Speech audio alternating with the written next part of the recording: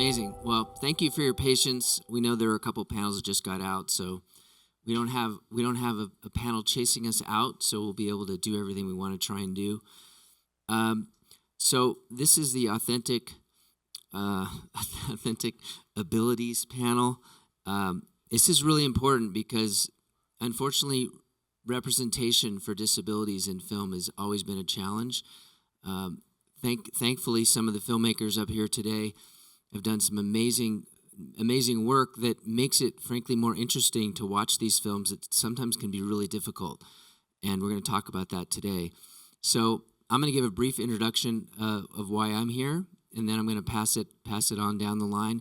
I want to just let everybody know that we will open it up 20-25 minutes into the conversation to engage with you and let you ask questions. Just out of curiosity, how many of you are actually filmmakers?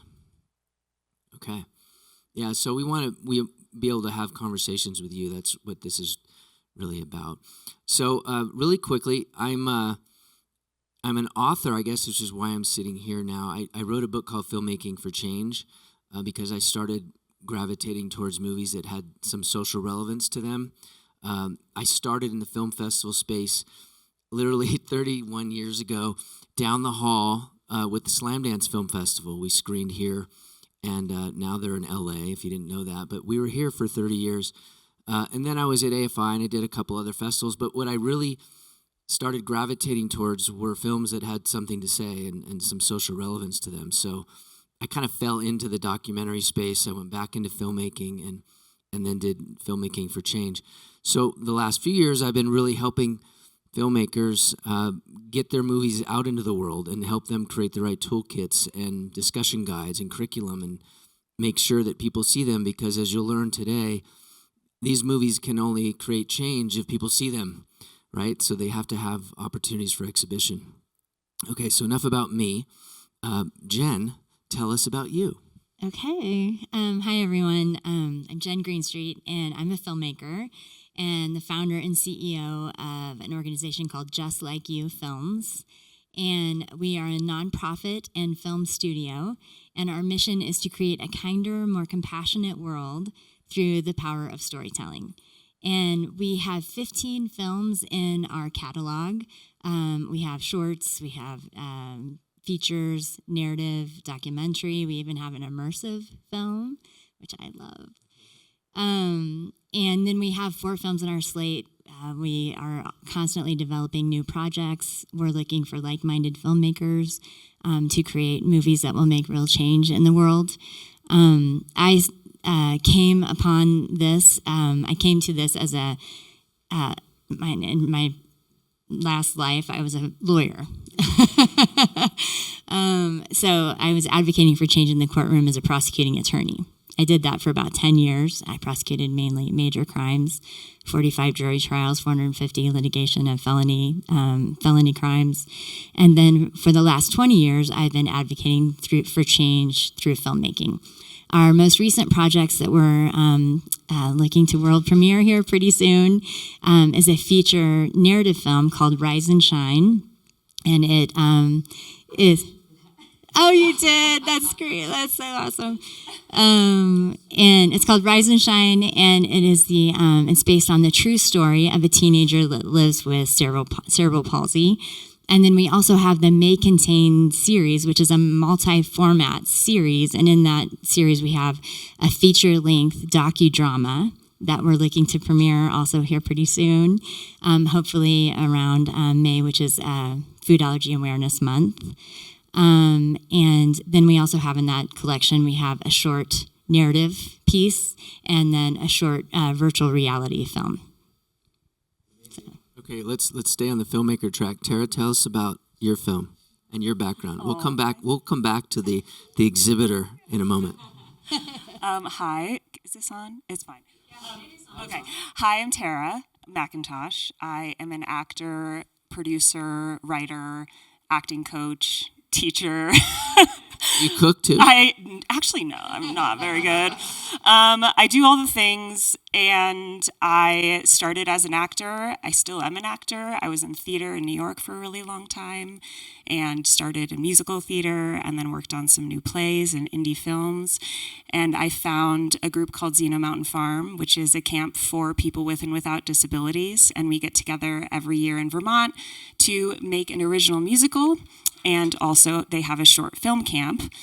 And in 2017, we thought, let's make a feature-length musical. How hard could that be? So we started developing a movie called Best Summer Ever. It was a fully integrated cast and crew of people with and without disabilities. We were able to write the film and cater it towards the company of actors that we knew at Zeno to really highlight their unique talents and give them an opportunity. We premiered at South by Southwest in 2020.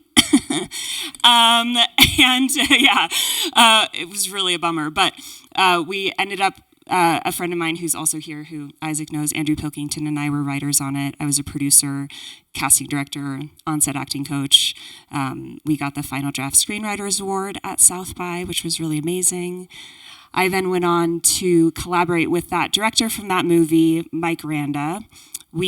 I produced a music video starring Jamie Brewer and Zach Gottsagen. It was the first music video to star actors with Down syndrome. We also premiered at South by Southwest, and this time we actually got to go, which was amazing. And then through my community, I was connected to Liz Sargent, who wrote and directed Take Me Home, starring her sister Anna Sargent, and I was brought on to be Anna's on-set acting coach / caregiver during the day, and we premiered today. So it's very exciting. We're going to talk more about that and show a clip, so stand by for that. I'm Isaac Zablocki. I'm the founder and CEO of Real Abilities, and Best Summer Ever actually, during the pandemic, was our opening night, and we did it as a drive-in in Queens, New York, which was a wild experience. And bless you. Who would have thought? And everybody drove in. It was amazing. Didn't actually touch anyone or see anyone, but the cars were there. I'm, as mentioned, the founder of Real Abilities. I myself am neurodivergent, and I'm proud to be. And that's actually what connects me to film. We started the festival 18 years ago, and it's grown to be the leading disability film festival. And it's in the last few years, we've also reestablish our mission, which is really to reframe disability and our going beyond just being a film festival, but really a resource for everything film and media in terms of disability and accessibility. So we do a lot of work in the field. Just briefly to touch on where it all came from, as someone who has significant learning disabilities, movies were the only way for me to learn. I always joke that if there was a movie that included every SAT word, I would have aced the SATs. But I'll make it someday. Someday, please, somebody do it. Just do it. But it really establishes from my perspective, beyond film is how I understand the world, and beyond it being obviously great entertainment and impactful storytelling, it also is a form of education, and that's a big part of how I see films. How are the films changing the people that are seeing them? That's great. Thank you for that. So we're going to shift back to Jen to hear more about how you came to May Contain, and then maybe tell us a little bit more about what you hope to do with it in terms of creating change. And I'll see a clip. Oh, okay. So May Contain came to us because, unfortunately, there was a near miss or a close call in Kansas City. A 9-year-old boy was given his food allergen at a school in our city, and he went into anaphylaxis. Unfortunately, the staff was not well trained to deal with it, and he was forced to give himself his own life-saving medicine, his epinephrine, against the advice of his school nurse. So he essentially saved his own life in the school nurse's office. Mandy Kearns, who is the executive producer of May Contain, was determined to help him and help those that lived with food allergies. And she came to us to make that happen. And so that's how the movie came about. So May Contain is a feature-length docudrama. And as part of that, we came up against the fact that it's an invisible disease. It's not really a visual story to tell. So our goal is to immerse the audiences in the lived experience of having a life-threatening food allergy. And it was difficult to do that with just the traditional documentary format. So we decided to play it out for audiences. And we were fortunate that we had already recruited August Maturo, who starred in Girl Meets World. And he was the little guy in Girl Meets World.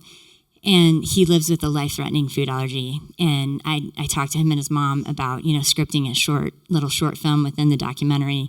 And we did that together. He recruited Ava Kolker, who was his co-star on Girl Meets World. We shot that short film. And I had encountered virtual reality here at Sundance. I promised myself that I ever had the opportunity to shoot with a 360 camera, I would do it.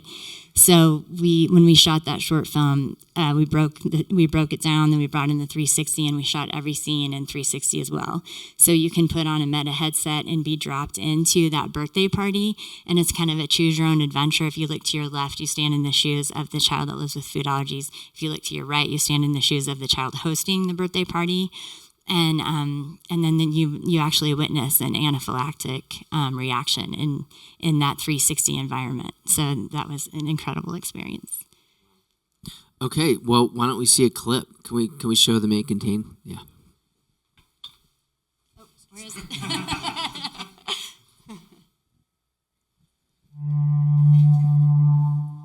It might be easy to hide your food allergies, but it's impossible to hide an allergic reaction. It was like a wave crashing over me. I was really struggling to breathe, and I thought, that I could die. Anaphylaxis is an allergic reaction that happens rapidly. So you could get hives, and then all of a sudden your throat feels like it's closing, and then trouble breathing, and then get dizzy. My friend is having a bad reaction. I have to look out for him, because if I don't, nobody else will. A big piece of this is not to spread the fear that, a child could die, because most of them will not. You're not alone. This is something that 32 million Americans deal with. I wasn't very vocal about it because I didn't want anyone to, make a joke. We had the food allergy table at our school, and sort of the stigma that came with that is, the weird kids. I'm living proof that people who live with food allergies are not complaining weaklings. I wrote this book, The Class That Can Food Allergies, a couple years ago because I really just wanted to break that stigma that food allergies are all that you are. That's what defines you. You can give them the knowledge that they need to understand. And when you understand, you can accept. You can get help, and it can be better. I want to be treated just like a normal teenager. I want to be treated just like you.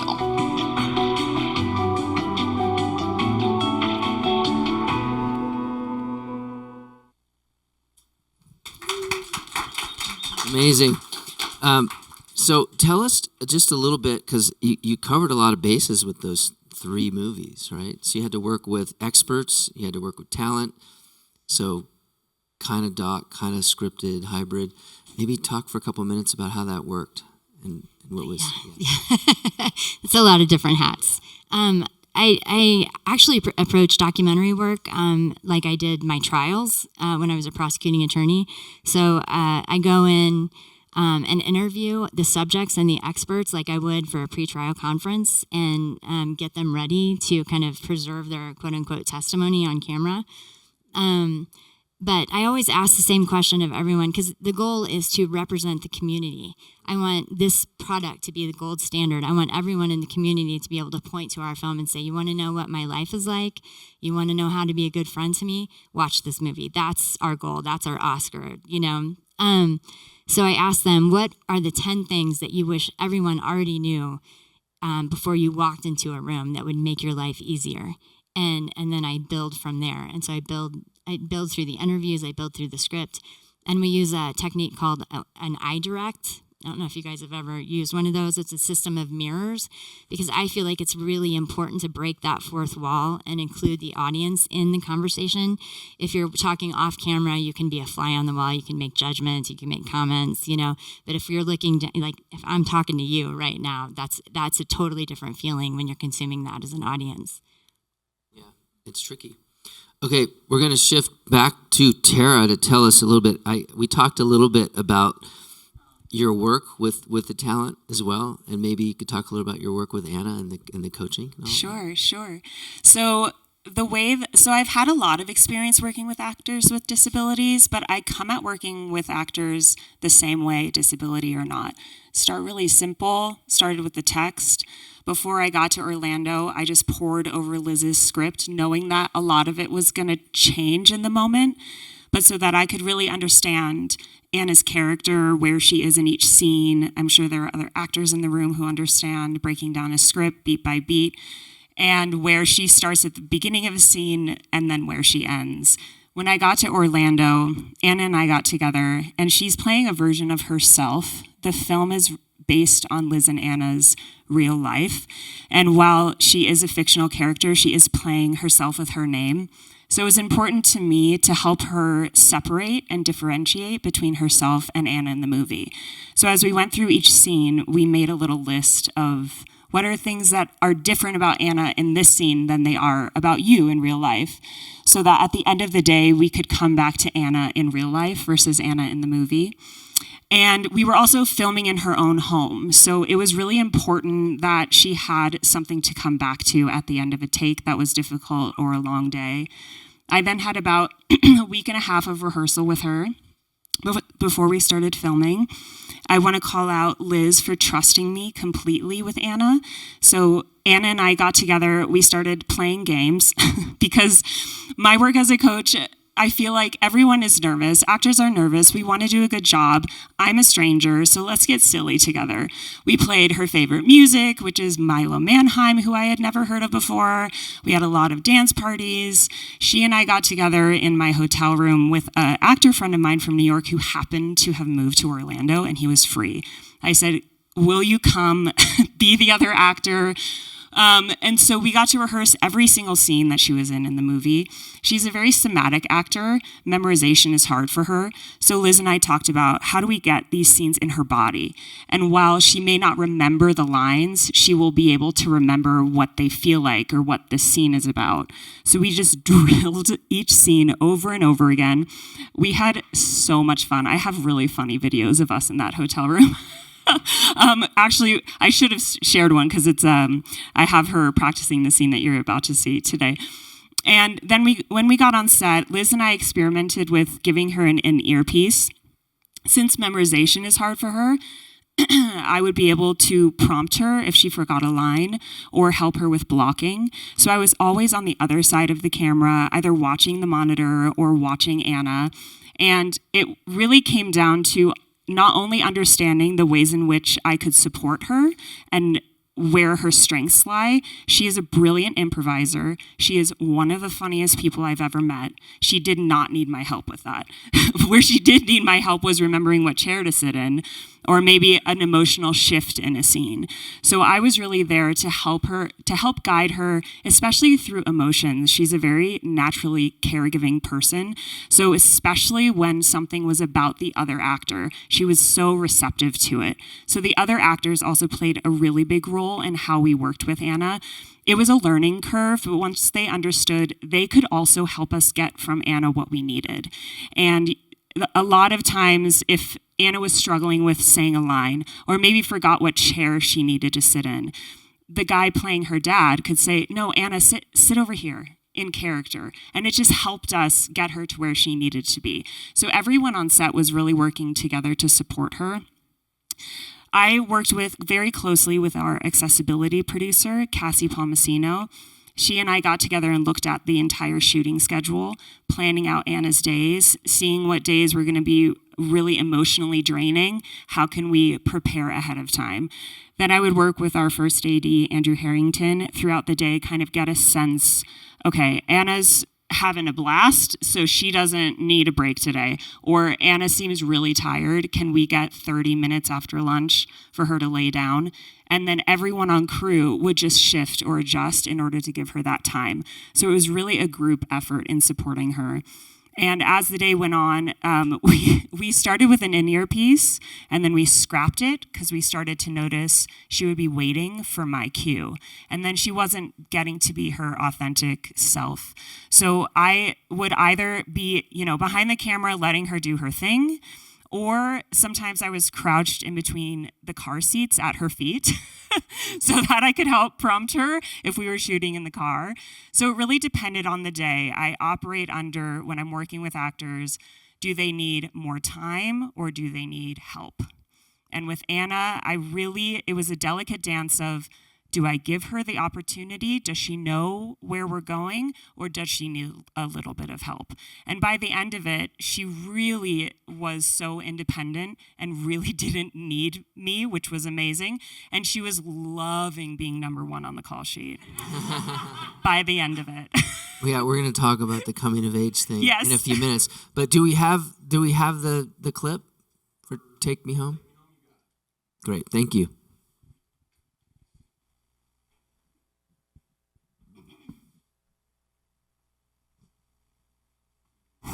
I'm really sorry, but we really need you to come back as soon as possible. I thought it would be a week. No, Ford's really screwed I know. our team. Can Mark cover me for that? I mean, I'm trying to figure out a way to. I like these. I'm sorry. Just give me 1 second. Anna, we don't need those. I like those. Anna, you need to eat real food.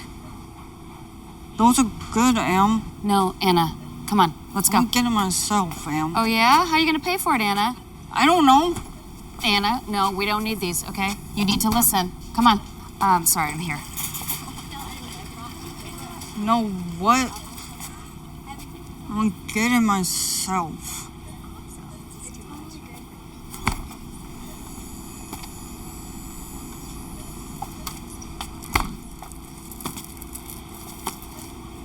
I know I've used up my vacation, but this should count as sick leave or something. I'm taking care of a disabled sibling. I'm sorry, it's been declined. I'm so sorry. I'm gonna call you back in 2 seconds. Okay, hang on. Let me see. I need this. Okay, is someone with you, honey? No. I need this. Now. Okay, $6. I don't have $6. Okay. I don't have my credit card. I'll come back for them later. You know what? I'm wanting. Anna. Open! Okay. I told you so! You're a con artist. You are the coolest, smoothest con artist ever. Open that door! Okay, get in. Open the door! It's open! Woo! We gotta go before they catch us. Seatbelts. This is so much cool. Amazing. So I want to open it up soon, and I want to get to Isaac. So just really quickly about the coming of age, what the arc you saw in real life, not just in the film. Yeah, so Liz and I talked a lot about helping Anna with her confidence. She is the lead on set. What does it mean to be the number one on the call sheet? What does it mean to set the mood and set the tone? She'd never done it before. And so I started creating opportunities for her to be independent when she and I were together. So a great example is Ali An, who plays her sister, was arriving that day, and we went into Walgreens, and I said, all right, Anna, I'm going to get this drink. I'm leaving it at the counter. Here's the credit card. Pick out 2 presents for Ali. Pay for them yourself. I got to do some work over here. So she went through the stores. She found a coloring book. She found a necklace for her. She would check in with me. You know, do you think she'd like this? I'm like, I don't know. I've never met her. But if that's what you want to get her, let's get it. So then she went and she paid for it herself. And that seems like a small thing. But for someone with a disability or a cognitive disability where everyone is taking care of her all the time, to have that moment of independence, to have that uncomfortable moment of, calling to me in Walgreens, do we have a Walgreens account? It's like, we don't. But for her to learn how to interact with someone, with a cashier, to buy it herself, to get the bag, it was little moments like that that we started to do. She was very hesitant to curse when we started because she would get in trouble in real life. I said, Anna in the movie curses.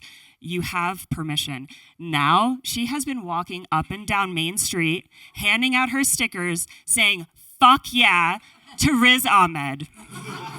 So she is no longer shy about it. And that is honest, that was the dream. Of course we wanted to make an amazing movie, but at the end of the day, it was about Anna having a bank account, getting to buy her own things. She's a member of SAG. She has this independence and this confidence to go down Main Street and say, come to my movie. I'm awesome. And that's what all of us deserve, is to be celebrated in that way. It's amazing. Thank you for that. Okay, Isaac, tell us a little bit more about because obviously you're more about bringing the films out into the world and finding eyeballs for them. Maybe talk about an experience or two of films that have started at your festival that have gone on to have distribution in some way, shape, or form, and how they've made a difference. Well, one we mentioned before, Best Summer Ever, is a film that is released on Hulu. It's still there. I don't think it's still there, but it's on Amazon or other places. It's on Amazon. Yeah, it's somewhere. It's there. I mean, we've seen. First of all, I mean, the purpose of it is, there are more and more films being made that are about that, and one of the reasons we really started all this, films about the disability community, and I was seeing that nobody was showing these films. People were afraid to touch these topics. People were doing it wrong, not showing the right disability films, not pushing the community forward. There's of course a lot of inspiration porn out there, and that was kind of what was dominating the disability film scene 19 years ago when we established the festival. And we really wanted to show more authentic portrayals and self-representation as much as possible, and push the envelope in terms of disability representation and give it a space. So it very quickly grew, Real Abilities, and there's a lot of demand for it. We get hundreds and hundreds of submissions that we have to go through. Daisy Friedman was on our selection committee here, and you only see the ones that passed already. So it's a lot, and there are a lot of great ones there, and most of the films, if they're not showing at Real Abilities, I'm not sure where they're going to show.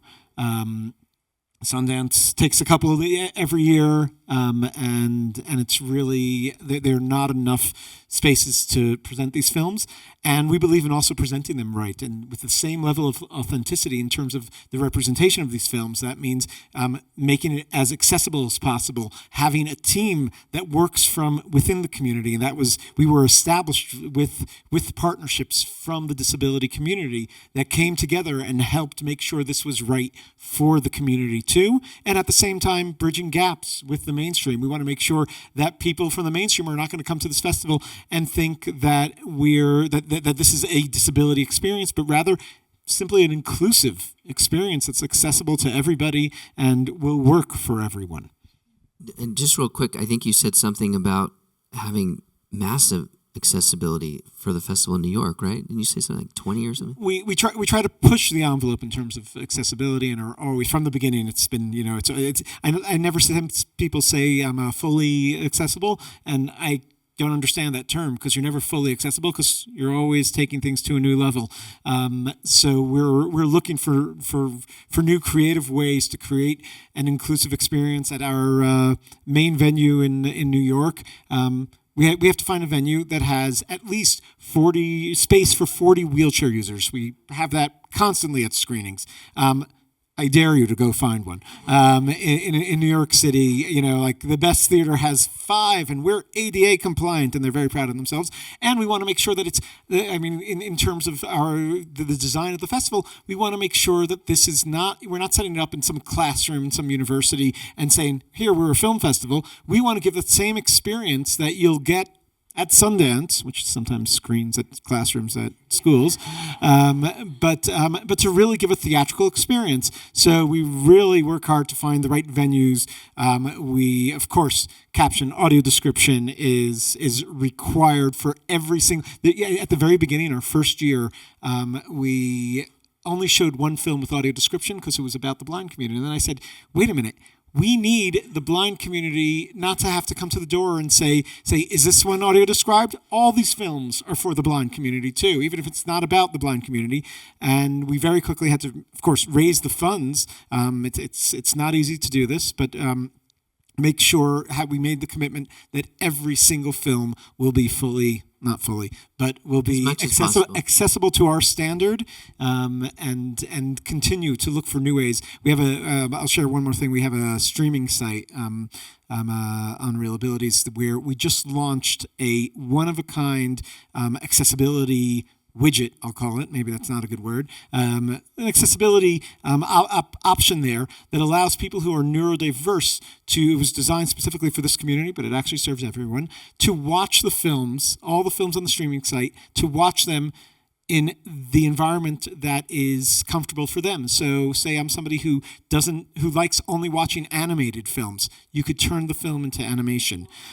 You want to spotlight something. The red in the film is bothering to you. You could remove the red. You only like red. You could just make it red. It's So where do we find that? That's at realabilities.org/stream. And definitely check it out and test it out. It's Do we have a clip brand new. From that workout? This one's on YouTube, so Okay. The internet here is its own disability.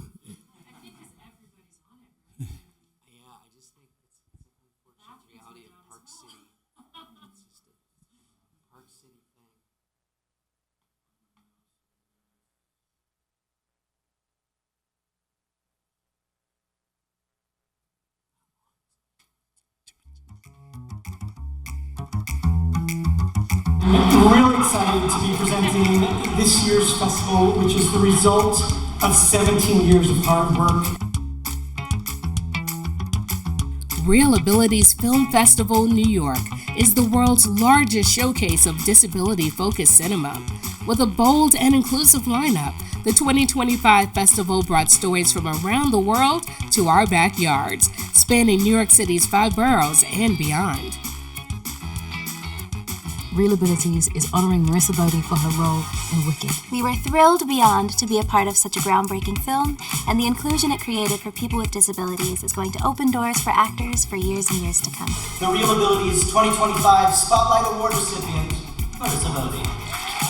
Thank you to Real Abilities. I feel the most comfortable and at home surrounded by this community. It's great to be here. It's an honor to be part of the festival and to be in New York. So exciting to be able to share this film with my community and with all of you.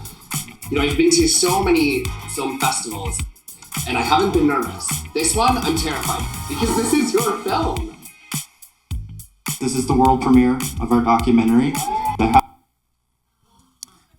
Just as it got good.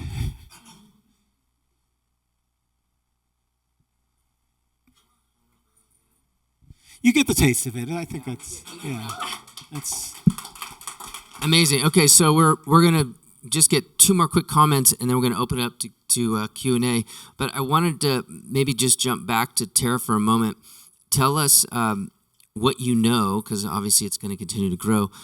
What's happening with the film now, and because it's got some interesting festivals, some you may be able to talk about, and some maybe not. Okay, I can. Well, we premiere today at 3 p.m. It's very exciting here. If you can't get a ticket to any of our screenings here, you can also watch it online. So get some friends together, have a movie night. We are online through Sundance. Yeah, exactly. We also got into Berlin. Big deal. So hard. Yes, so we are premiering mid-February, and then we are also in Tribeca this year. So come congrats. check us out. Those are big festivals and really hard to get into. All right, so Jen, tell us a little bit more. I just want everybody to hear this because it's really important. A lot of people make these movies to create change. Some people make them as part of a series they're trying to be in classrooms. Some of them want theatrical release. Some are going to play top tier festivals. Tell us a little bit about your kind of the dream goal for this movie, because I know it's not about money, but tell us where you're going to take the film ideally. Yeah, so as our nonprofit mission, which I shared, is to create a kinder, more compassionate world through the power of storytelling. So really the film is just the first step in that. So the point is to spark empathy, but then to take that empathy into action. So we have something called the empathy engine, and there's 3 parts to it. So we take it to schools, workplaces, healthcare systems, community organizations, nonprofits, and we screen the clips or the film, and then the people there always feel something that they have never felt before, and they've always opened their eyes to a journey that they've never experienced. But then what do we do with that? Like, you have this feeling. So we take steps to integrate that into their own personal lives through Q&A, through conversation. We bring people together. And in a world where our eyes are always down, we're asking people to lift their eyes up and be together. We call our red carpets the red carpet rally. Because we want to, how can I put this into my own life? How can I integrate? But then the third step is then now how can I go walk this talk into my world and ripple it out? And we do that. We have this Walk Beside You promise that we've shared. I have pamphlets here that you can take with you. But we all stand up and we say these words together out loud, shoulder to shoulder. And it's just always so moving. There's always tears. There's always emotion. And then we give 3 things because we feel like change comes in in ordinary ways, like with food allergy, like simple ways that we can, maybe ask, do you have any dietary restrictions before you invite someone over? Just 3 simple ways that actually result in real change. And how we're doing that with May Contain, our dream scenario, is to have a big, just have a big red carpet, splashy premiere to honor the effort that has gone into the film, the kids and the people that have stood in front of the camera and made themselves vulnerable to share their own experiences with the world.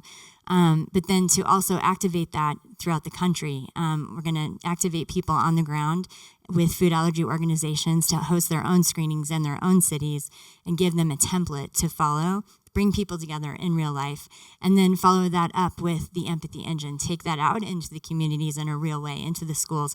We're going to Park City School today, and really affect the change that we're looking to make.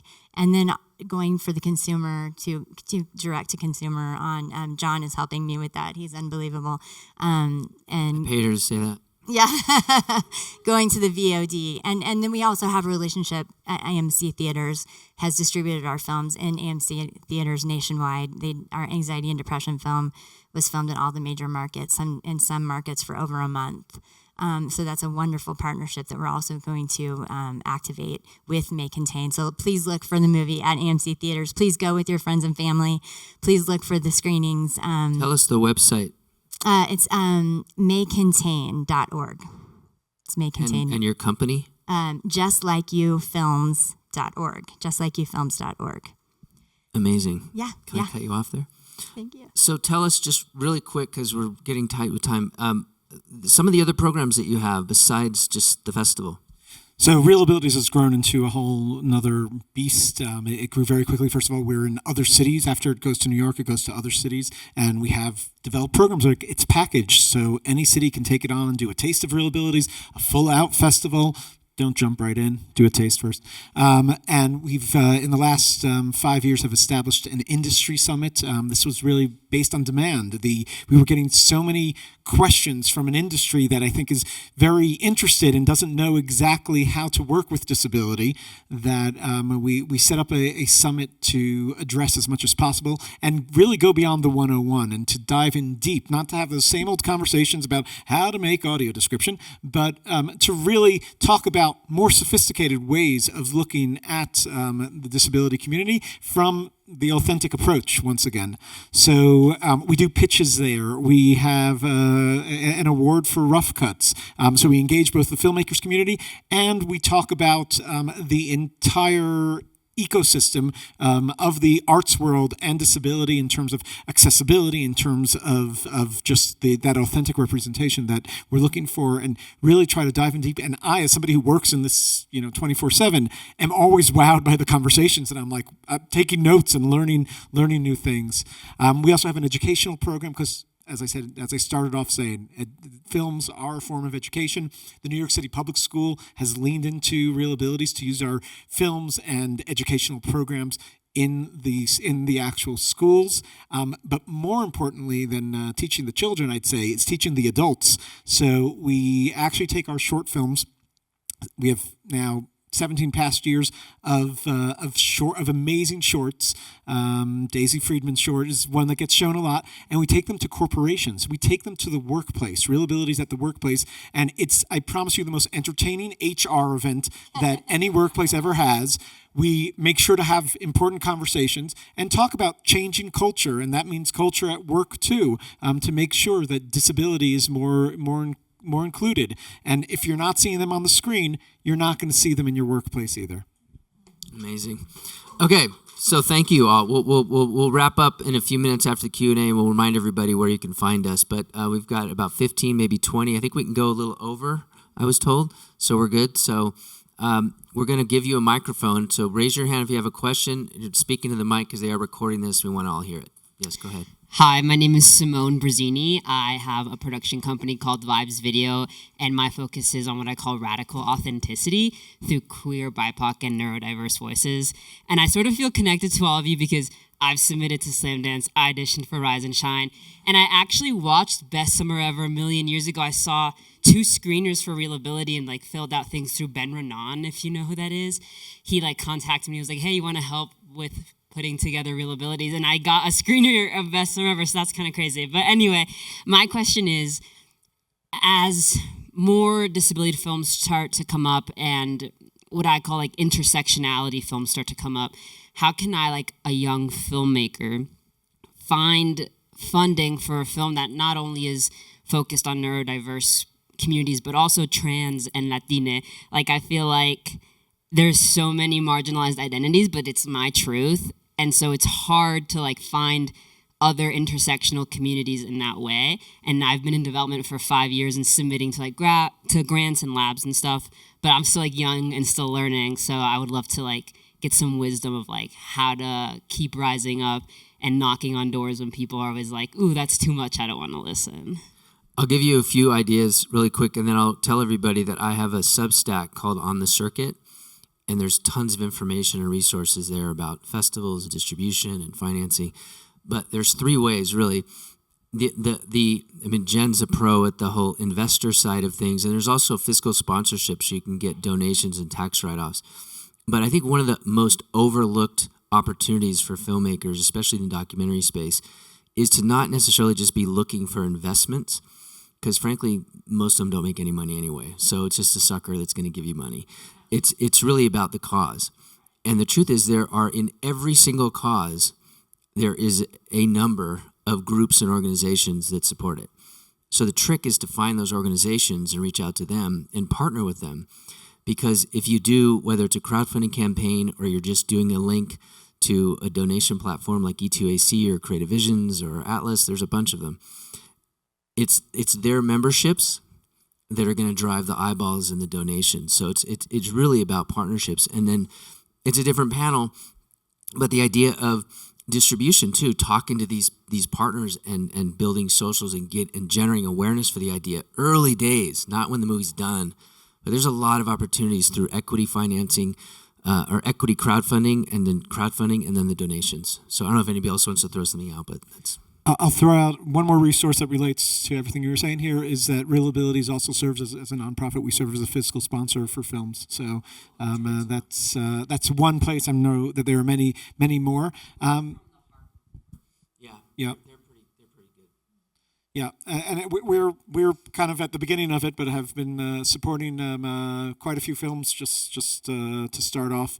In terms of finding the funding, I think that there's a lot of resources out there right now, specifically looking for these authentic stories and looking to elevate the underrepresented. So it's definitely, just look through Sundance itself. Use chat.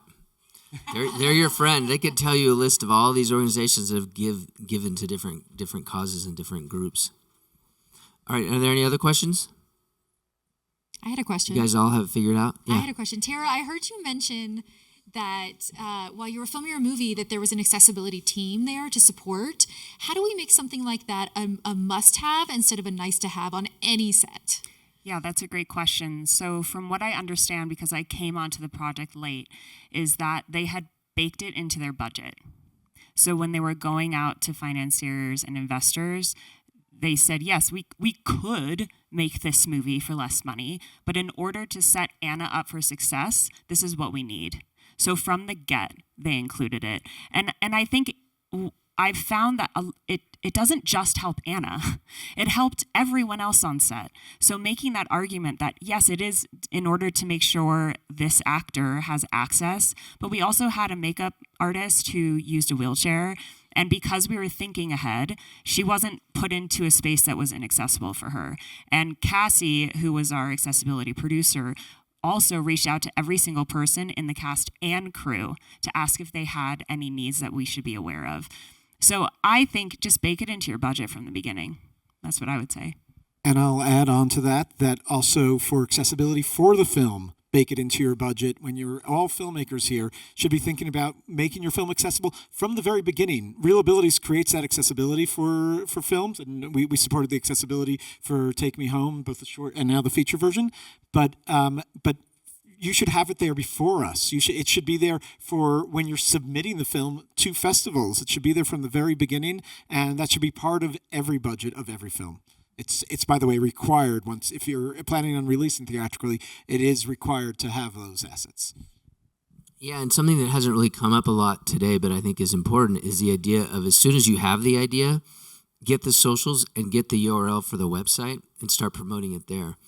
And if you can get people talking about it, and you put the donation links on your website, then people can find you through search. And instead of waiting until you have more money, I mean, you can use Squarespace. I think even still has a free plan. There's so many easy ways of getting a website up. So it's a good resource to think about.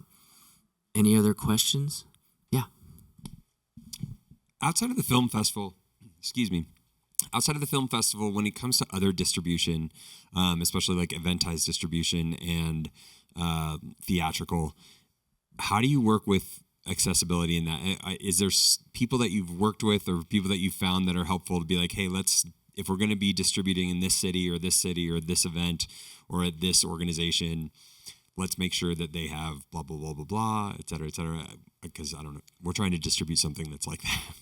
It's very challenging out there. I mean, it's so often like we create the accessibility for films, and we hope that the filmmakers will then use it at every festival. And most festivals don't know how to even work with the assets that are created, let alone, of course, even like a theatrical release.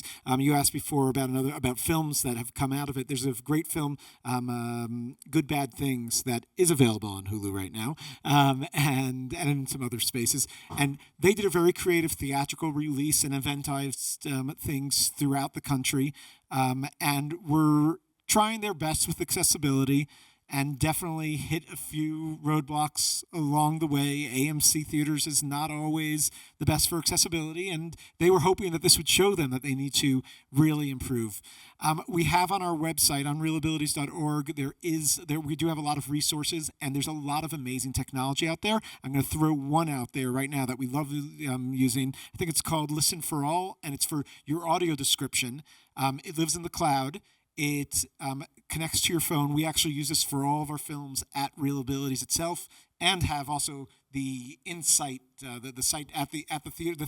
We have the headphones from the theater itself, but you can also listen to the audio description on your own device, and it kind of Shazams. It listens to your to what's going on the screen, and because it lives in the cloud, it immediately syncs up the audio description to whatever's on the screen, which means this doesn't just work in our theater. This works wherever you'll see it. So when you're watching it on home on your TV or computer, it'll do the same. When you're watching it at an AMC and who knows where, it'll do the same.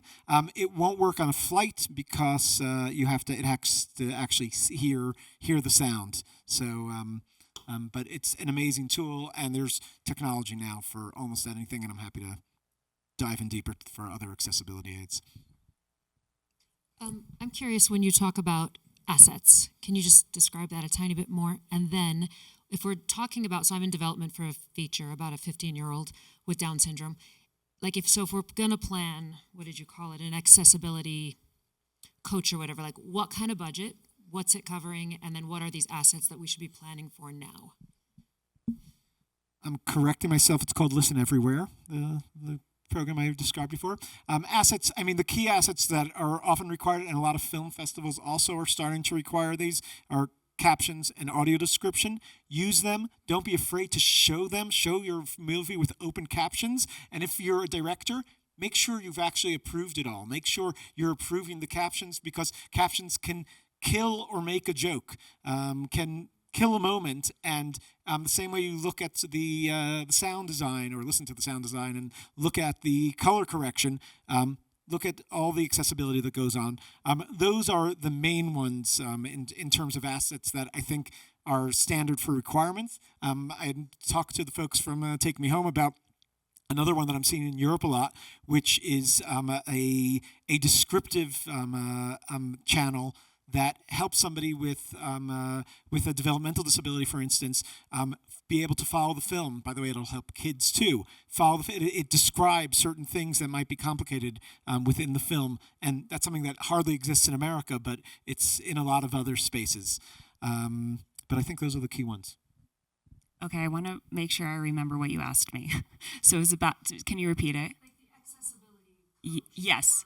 And what to budget for if you're going to need helping. Yeah. Yeah.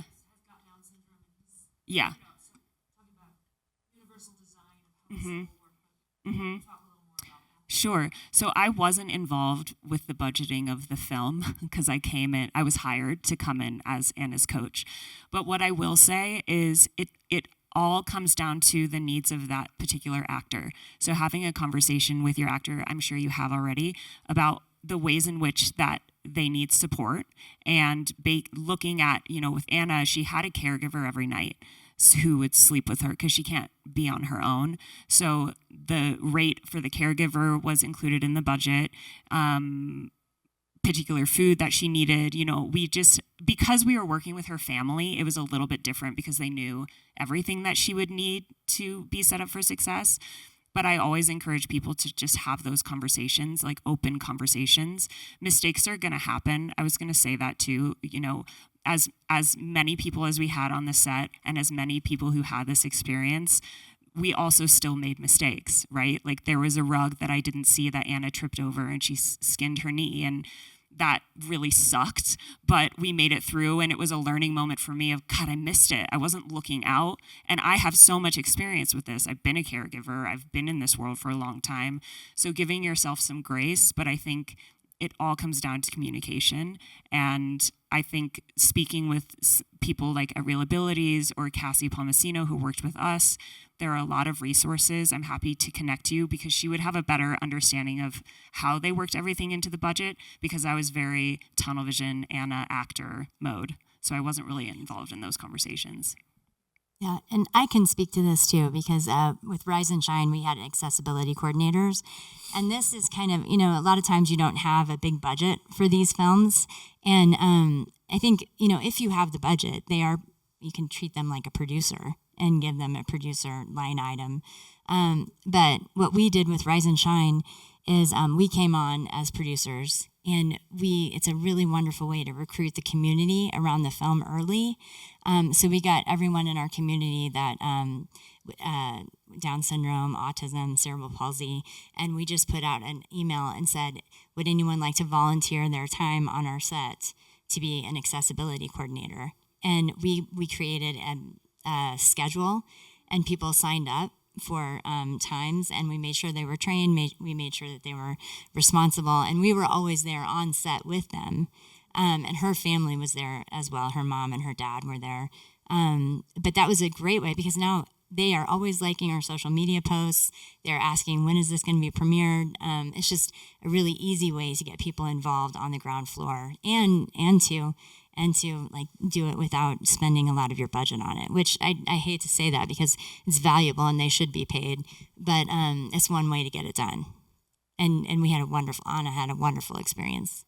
And we did have a moment where our actor with autism became overwhelmed during a scene, and the accessibility coordinator said, hey, we got to take a break, guys. So, yeah. Yeah, go ahead. We have one more back here. Yes, thank you all for, first of all, the work that you do. And I'm just curious, is there a standard that just can be set so it's almost automatic. Whether it's an amount or just a standard set for any, because you don't know who's going to be there. But if you have a standard that becomes somewhat industry wide, I don't know if there's people who can, advocate for that.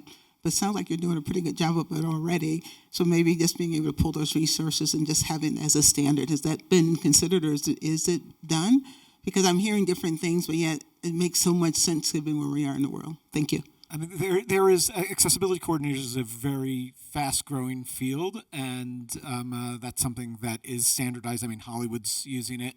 I'd like to reach the point where everything is so universally designed that we won't even need that. It'll just be a part of it.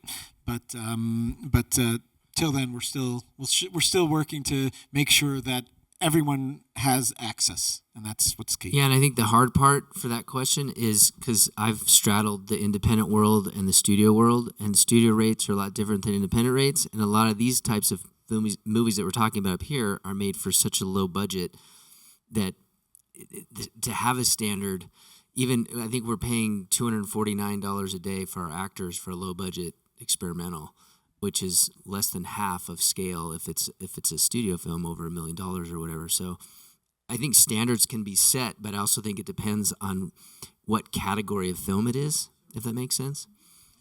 I just wanted to throw one other thing out before I forget, because it was important for your question about exhibition and there's the disabilities and the access for the public events. But one of the really important things that people should know is that the virtual community and the online events is really growing fast. And I don't know if you were at the distribution panel, but we had Christy Marchese there from Kinema.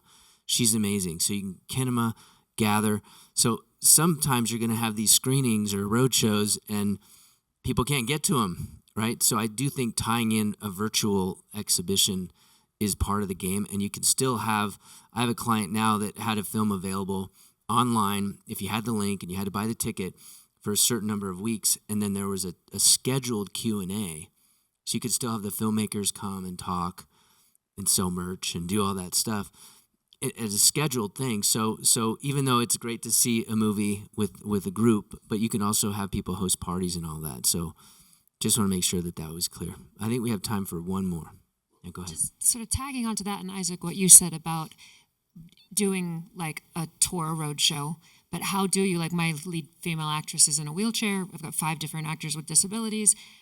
How on earth is that possible to get enough wheelchair space? I mean, that just seems like the impossible is possible, but where do you begin? It has to be built in, right? Right, you have to figure it out. You have to, first of all, Real Abilities spends probably more per filmmaker than any other film festival, because we're bringing in, we don't just want to bring in if it's the subject of the film, it's somebody in a wheelchair, and we're going to bring in their aid as well. This is something that, is price-wise, is something that just needs to be considered, and it takes a lot of work and a lot of sponsorship, and then of course on the ground finding the spaces.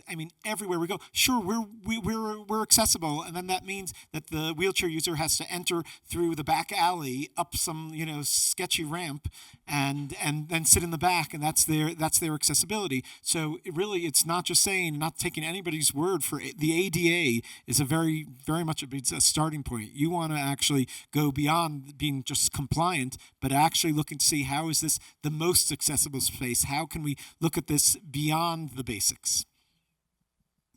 Amazing. Okay, well, we're a little bit over now, so we're going to cut this off, but I wanted everybody to tell the folks how to find you. I think some of us have, but just can you tell? Can I say, I'm just going to say something super fast to come back to your question earlier about making things accessible across the board. Because I'm an actor and I'm always thinking about actors, it also comes down to casting. And access for me begins with education. So as a teacher, I have a studio in LA. I only teach in wheelchair accessible spaces. I also go to the space with a tape measure to make sure that a chair can fit into a door, because sometimes people think it's accessible, it's actually not. I also, if you're casting a film, if you're directing a film, if you're producing a film, there are so many talented actors out there. Please see them for roles that aren't written for actors with disabilities. There is really, truly talented people out there who would just elevate all of your projects. So please make sure when you're casting to reach out to companies like Real Abilities, reach out to different actors that you might know. And there are certain agents that have a huge roster of actors with disabilities. See them for other roles, bring them into your project. If you're writing a character with a disability, instead of hiring a writer through the WGA to be a consult on your script, hire them to be a writer on your script. Include them in every part of the process. Okay, that's my soapbox. So you can find our film on Instagram. It's Take Me Home Film. I think there's little underscores in between each thing, but you'll find it. Anna also has her own Instagram page, so please follow her, Anna Sargent, official. You can find me. I'm not on social media, but you can email me. My website is my firstandlastname.com, TaraMcIntosh.com, and I think that's everything. We're realabilities.org. I'm Isaac at realabilities.org, so it's pretty simple. And unless you have dyslexia like me, and then I wouldn't even know how to begin to spell it. Definitely feel free to reach out to us for resources and help spread the word. We need more people in this room. We need more people seeing these films and really joining this movement. I think justlikeyouFilms.org is our organization. You could reach out to me personally. I'm Jen, Jen, at JLYFilms with an S.org. And then I have some flyers that I've laid around, so there's QR codes on those. Great. So you can find me at causepictures.com or John, Jon, no H, at causepictures.com. And again, visit the On the Fest circuit, on the circuit at Substack, because lots of really good information there. Thank you to the amazing team here with the Impact Lounge. We've had a terrific time. I have to go home today. I'm really sad. But thank you all for coming. This has been great. And I do have a few books if anybody is interested in, filmmaking for change and wants one. So thank you. Thank you.